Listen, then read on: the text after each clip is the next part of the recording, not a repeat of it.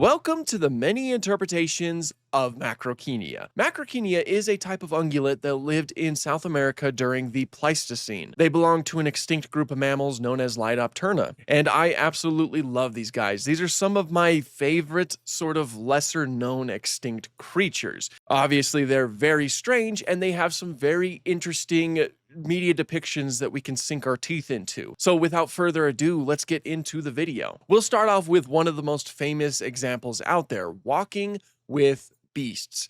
This was one of my introductions to the animal, along with some other pieces of media that we'll get into. And more often than not, this is where most people are just simply introduced to the animal. They are showcased as herd mammals that do get hunted by Smilodon, which are two true things. It does seem likely that Macrauchenia lived in herds, and it does seem likely that Macrauchenia was preyed upon by Smilodon. Now, the design is where we get into some inaccuracies with it. Of course, it's just a little bit outdated. The biggest inaccuracy for me is how thin this guy is. These guys, they got like a very thin neck, very thin limbs overall, and their body is, of course, just very thin.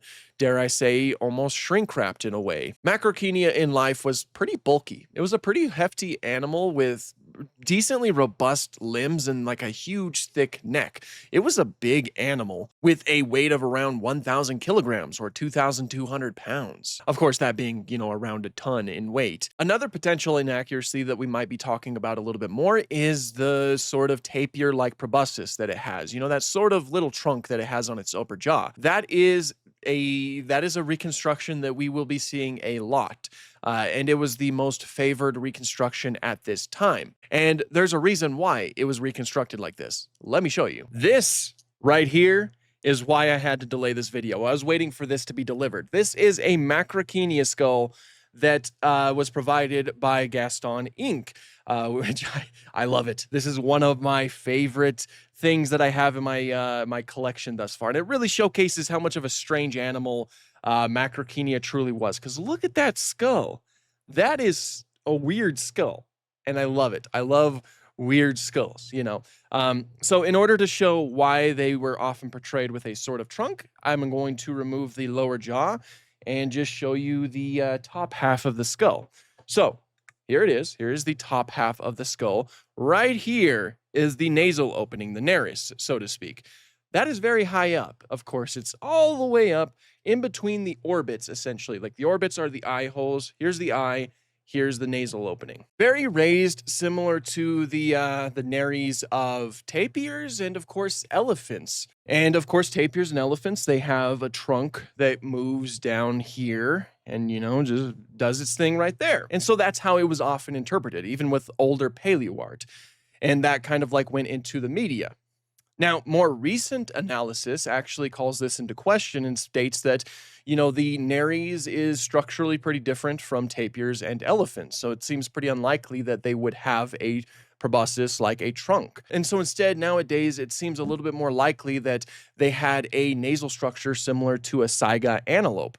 This interesting looking fellow right here, possibly an inflatable nose, so to speak. That would have been beneficial in its environment as that would have filtered out dust in the air. So you're going to mostly be seeing depictions with the trunk.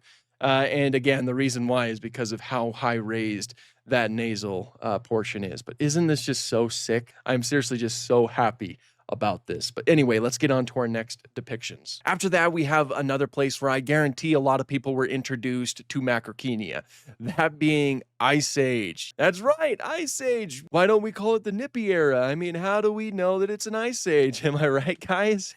Yeah. Who else grew up with Ice Age? Put up your hand.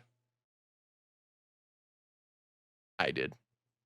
I watched it a lot. I've often seen people think that this is a Paraceratherium, and that's a little bit fair because it does seem to be a little bit oversized. But it is Macrauchenia. Some accuracies with it is that it is a little bit more bulky, like at least bulkier than the Walking with Beasts one was, which is fantastic. But it does have some traits of older reconstructions, like that trunk on its nose. They do have a reduced lower jaw, but this is a stylized movie, In Ice Age, some creatures are a bit more accurate than others. One cool thing, though, I noticed is that they do have 3 toes, which is something that Macrauchenia did indeed have. I also really like their colors, kind of like a yellow and brownish coloration with so like a little bit of fur. I like it. I think that it's a very nice color, and it's very cool that Macrauchenia is even present in a movie like Ice Age, given the fact that Macrauchenia did live during the Ice Age, during the Pleistocene. Next up, we have Life After Dinosaurs, where we see this fellow that, of course, is just a very thin, again, and has that trunk that we've already seen both times prior. We don't see much of the adult, but from what I could tell, the baby is just a scaled down adult. So most of what we see on the baby, I'm sure, applies to the adult model. It's an interesting portrayal. There wasn't nearly as much detail placed into it as some other depictions or even other depictions in the show.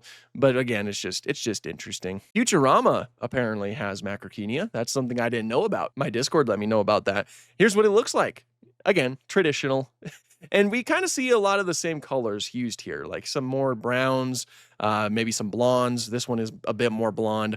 And we have the trunk again, which is just a classic way to portray the animal. My favorite one comes from Prehistoric Planet Ice Age, the most recent interpretation of Macrauchenia. Unfortunately, Macrauchenia is basically the mammal equivalent of a hadrosaur in this, and the fact that it was just food for Smilodon and like a few other animals too, which is a bit sad, but that aside, the design looks phenomenal. I mean, it has its necessary bulk. It's a very robust animal here. Like the limbs are pretty large overall. It's got like a thicker neck and more of a furry coat as well. I also love the colors that they use. There is a little bit of variation in the fact that some of them are a bit more darker in their coloration while others are a bit more blonde, and they have some pretty cool patterns as well.